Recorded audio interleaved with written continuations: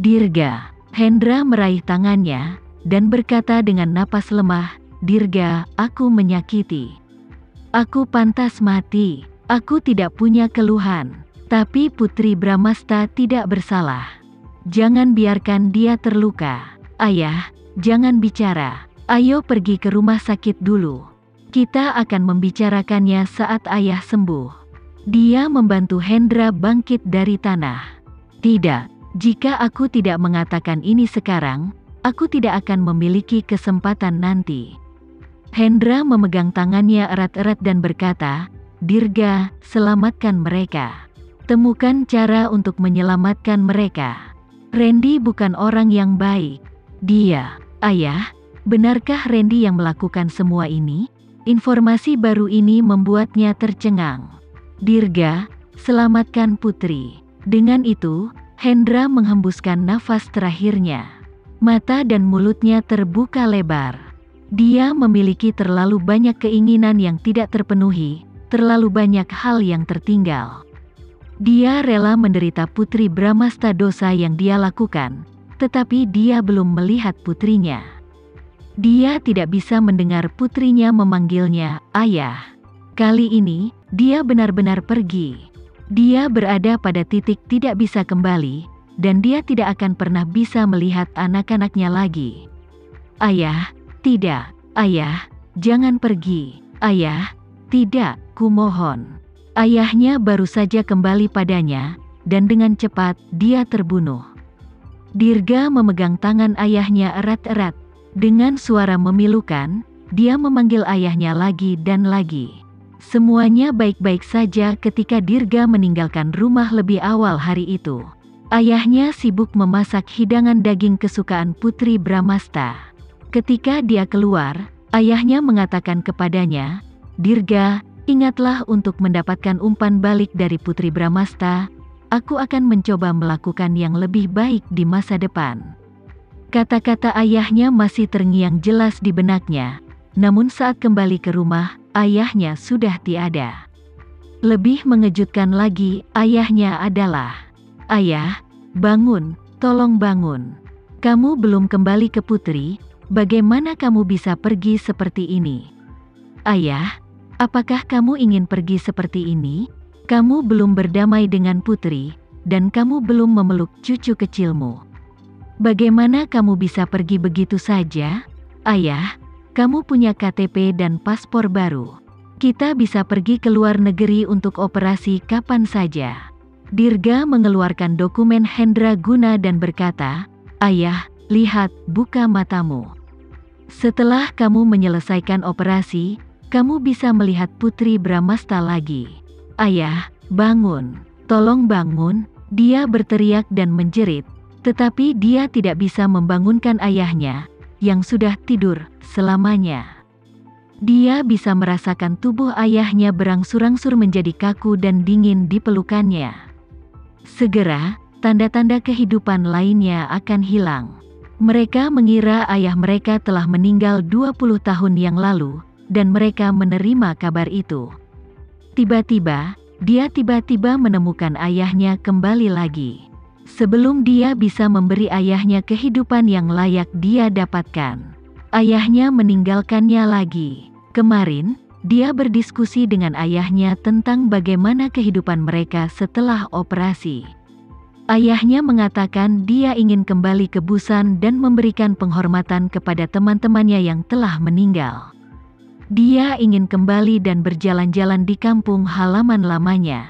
Ini semua direncanakan untuk tahun depan, tetapi sekarang rencana ini telah berubah menjadi debu. "Dirga, kamu harus menyelamatkan Putri. Randy bukan orang baik." Kata-kata terakhir ayahnya masih melekat di benaknya. Bagaimana Randy bisa melakukan itu? Terbuat dari apakah hati Randy? Kenapa dia melakukan itu? Dirga tidak bisa mengerti. Dia bahkan tidak bisa menangis.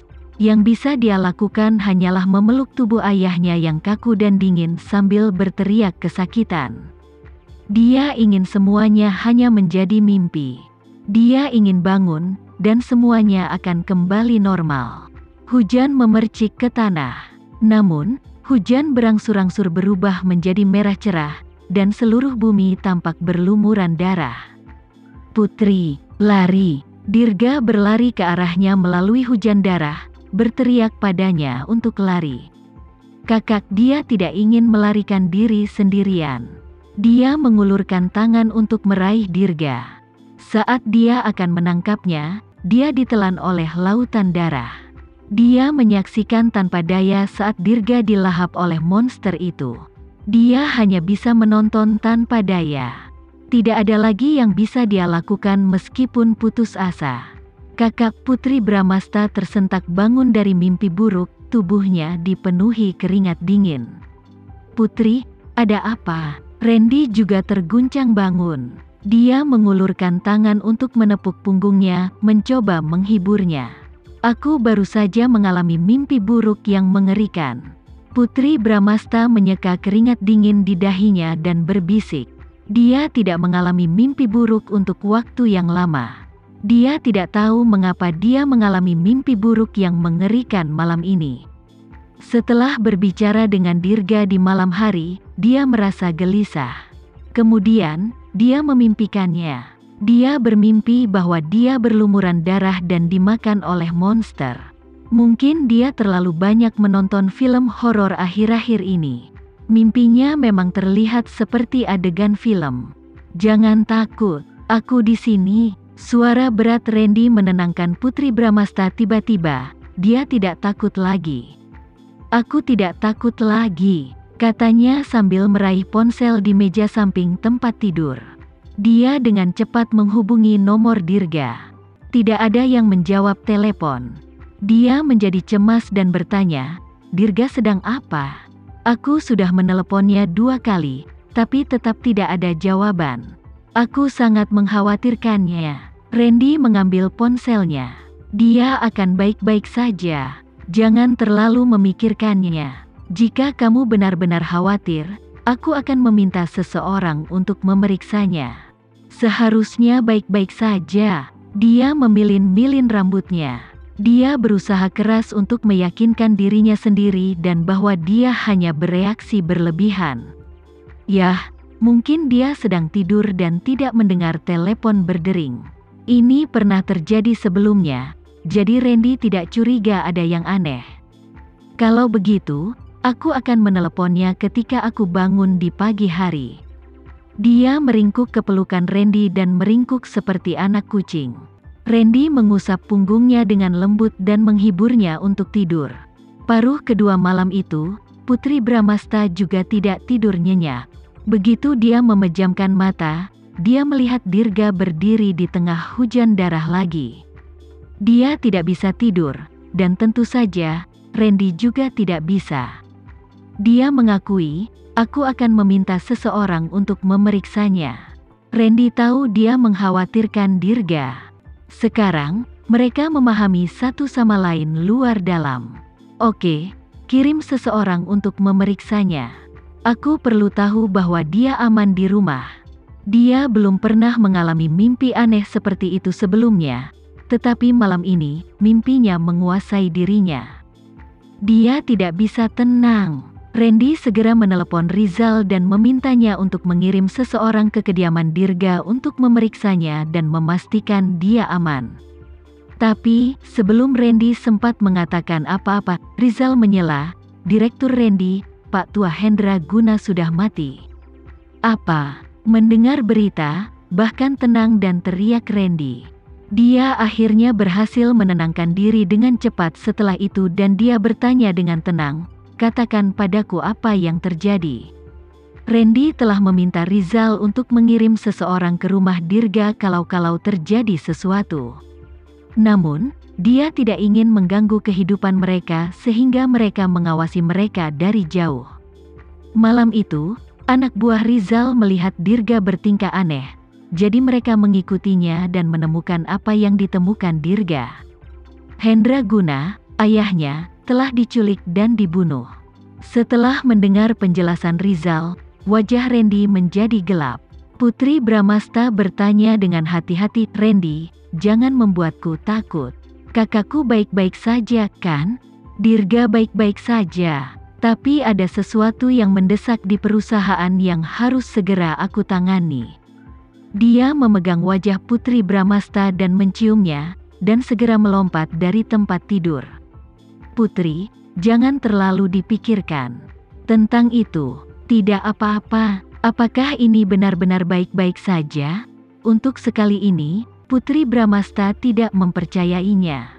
Wajahnya sama sekali tidak terlihat seperti Dirga Simen yang dikatakannya. Apakah aku pernah berbohong padamu? Dia mengusap kepalanya. Beristirahatlah.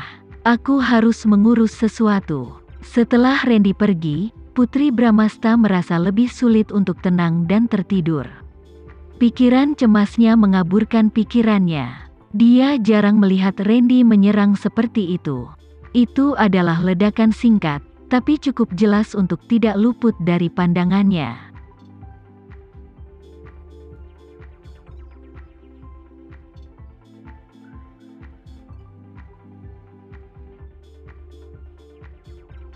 Sekian dulu ya video kali ini, kita lanjutkan lagi videonya di lain waktu.